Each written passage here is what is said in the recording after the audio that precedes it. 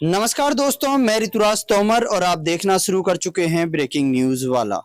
लोकसभा चुनाव की घोषणा हो चुकी है। 7 चरणों में आने वाले दिनों में लोकसभा चुनाव होंगे और 4 जून को देश को अगला प्रधानमंत्री मिल जाएगा।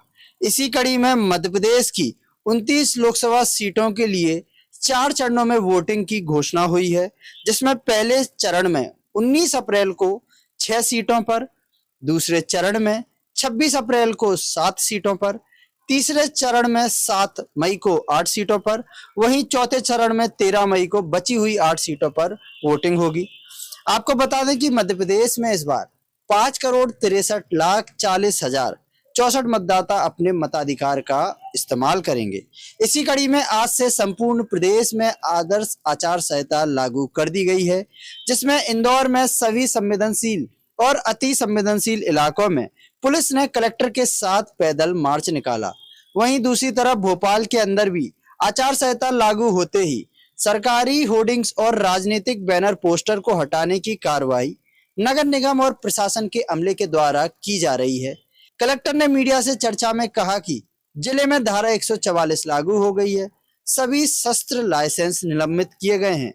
सभी को अपने अपने लाइसेंस, हथियार जल्द से जल्द नजदीकी थानों में जमा करवाना होगा। भारत निर्वाचन आयोग द्वारा चुनाव कार्यक्रम की लोकसभा के चुनाव कार्यक्रम की घोषणा कर दी गई है और इसके साथ ही आदर्श आचरण संहिता प्रभावशील हो गई है। हम लोगों ने स्टैंडिंग कमेटी की बैठक करके चुनाव आचरण संहिता और चुनाव प्रक्रिया के बारे में, स्वतंत्र और निष्पक्ष चुनाव कराने की प्रक्रिया के बारे में हम क्या क्या कार्य कर रहे हैं उसकी भी हमने जानकारी दी है और इसके अलावा राजनीतिक दलों को, प्रत्याशियों को भी क्या क्या दायित्व हैं, उनको क्या करना है, इसकी भी जानकारी दी है।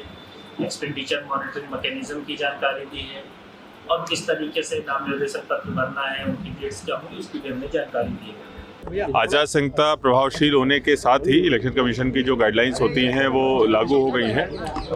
उसी के तारतम्य में 144 का ऑर्डर निकाल दिया गया है, जिसमें किसी भी तरीके का जलसा, जुलूस, प्रदर्शन या सभा के लिए अनुमति की आवश्यकता होगी। ये अनुमतियां संबंधित पुलिस अधिकारी की अनुशंसा पर जो ARO हैं और जो बड़ी अनुमतियां हैं वो ADM के द्वारा जारी करी जाएंगी। इसके अलावा संपत्ति विरूपण संबंधित जो नियम है वो भी एक्टिवेट हो गए हैं और उस हेतु नगर निगम की टीमें बना दी गई हैं। नगर निगम की टीमें संपत्ति विरूपण से संबंधित काम कर रही हैं।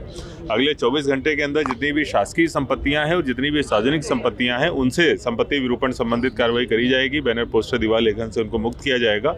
जो भी निजी भवन है, अगर वहाँ पर अनुमति नहीं है तो वो कार्रवाई हमारी 72 घंटे के अंदर करने के प्रावधान है, जिस संबंध में किया जाएगा। 2679 हमारे मतदान केंद्र हैं जिनके ऊपर सारी हमारी तैयारी पूर्ण है और सभी जगहों पर जो सेक्टर ऑफिसर्स और सेक्टर पुलिस ऑफिसर्स हैं वो सबका भ्रमण भी करेंगे और ये देखेंगे कहीं पर कोई बूथ हमारा संवेदनशील तो नहीं है, कहीं पर अशांति उत्पन्न होने की स्थिति तो नहीं है। अगर ऐसा कुछ है तो प्रतिबंधात्मक कार्रवाई भी करी जाएगी और इसके साथ साथ वहाँ पर इस तरीके की कोई स्थिति निर्मित ना हो, इसके लिए सेंट्रल पुलिस फोर्स का लगाना, माइक्रो ऑब्जर्वर का लगाना या फिर वेबकास्टिंग करना, इस हेतु भी प्रावधान हमारे द्वारा किए जाएंगे। कुल मिला के पूरी तरीके से टीम हमारी तैयार है। सभी, चाहे मानव संसाधन की बात करें, उनकी हम लोगों ने लिस्ट बना ली है। बहुत जल्दी सभी की ट्रेनिंग करा ली जाएगी, चाहे वो हमारी पोलिंग पार्टी हो, पुलिस की पार्टी हो या फिर दूसरी चीज़ें हों। इसके साथ साथ जितनी भी सामग्री की आवश्यकता होती है उसकी भी पूर्ति हमारे द्वारा कर ली गई है। जो फ्लाइंग स्क्वाड की टीम्स हैं वो आज से एक्टिवेट हो जाएंगी। अगर किसी प्रकार की शिकायतें हैं तो हमारी फ्लाइंग स्क्वाड की टीम जाके तत्काल उसको एड्रेस करेगी।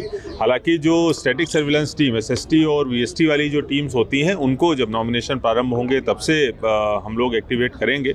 पूरी तरीके से निष्पक्ष और शांतिपूर्वक चुनाव हो, ये हमारी टीम सुनिश्चित करेगी। ब्रेकिंग न्यूज वाला यहाँ आपसे एक निवेदन करता है कि देश के लोकतंत्र के सबसे बड़े महापर्व में आप सभी बढ़ चढ़कर हिस्सा लें और देश के विकास के लिए सोच समझकर वोट जरूर करें।